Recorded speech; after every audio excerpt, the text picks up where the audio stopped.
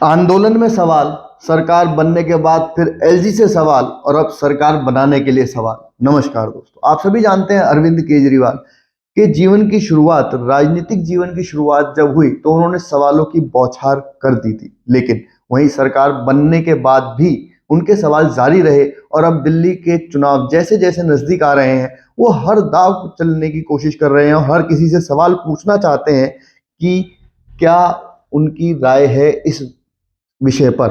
और वो जनता के सामने वो हर कोशिश करना चाहते हैं सरकार बनाने की जिसको वो कर कर अपनी सरकार बना सकते हैं। उसी क्रम में आज उन्होंने संघ प्रमुख मोहन भागवत के नाम भी एक सवालों का पुलिंदा दे दिया। एक चिट्ठी उन्होंने मोहन भागवत जी को दी है जिसमें उन्होंने मोहन भागवत जी से सवाल पूछे हैं और उनके सवाल भी ये दर्शा रहे हैं कि उन्हें आने वाले समय में अपनी सरकार के जाने की चिंता है, इसीलिए उन्होंने मोहन भागवत जी से सवाल किए हैं। हम आपको सवाल बता दें कि बीजेपी ने हाल ही में गलतियां की हैं, क्या संघ उसका समर्थन करता है? आप देखिए कि दूसरा सवाल, बीजेपी के नेता पैसे बांट रहे हैं, संघ वोट खरीदने का समर्थन करता है? तीसरा, दलित पूर्वांचली के वोट काटे जा रहे हैं, ये जनतंत्र के लिए सही है? आरएसएस को नहीं लगता बीजेपी जनतंत्र को कमजोर कर रही है?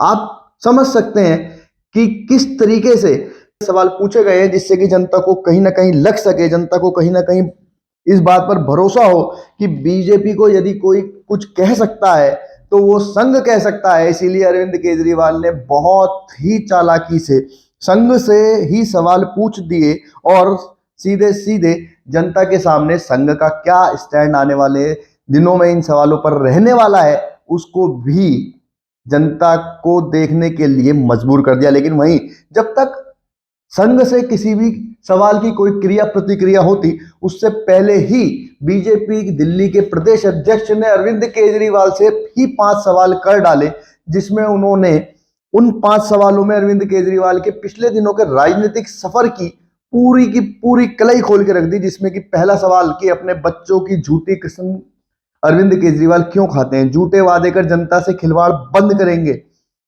तीसरा सवाल उन्होंने पूछ लिया कि शराब को बढ़ावा देने के लिए माफी मांगेंगे। चौथा सवाल दिल्ली के प्रदेश अध्यक्ष ने पूछा कि यमुना के नाम पर भ्रष्टाचार के लिए माफी मांगेंगे। पांचवा सवाल दिल्ली के प्रदेश अध्यक्ष ने पूछा, देश विरोधी ताकतों से चंदा लेने के लिए वो उन चंदे को लेने के लिए कब उनको बंद करेंगे।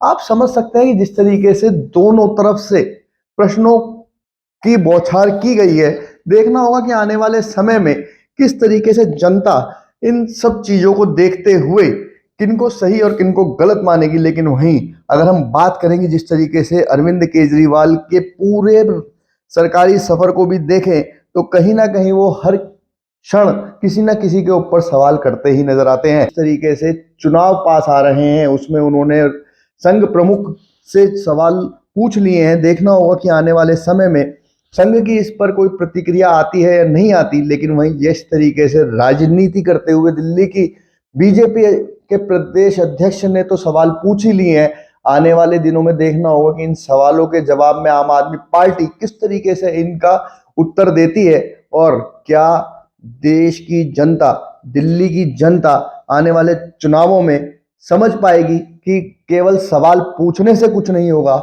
केवल सवालों को एक दूसरे के ऊपर रख देने से कुछ नहीं होगा। जनता को जवाब चाहिए, जनता को काम चाहिए, जनता को अपने लिए सुविधा चाहिए। यदि आपको ये खबर अच्छी लगी हो तो हमारे चैनल को सब्सक्राइब करें, वीडियो को ज़्यादा से ज़्यादा शेयर करें और ऐसी खबरों के लिए हमारे साथ जुड़े रहें। धन्यवाद।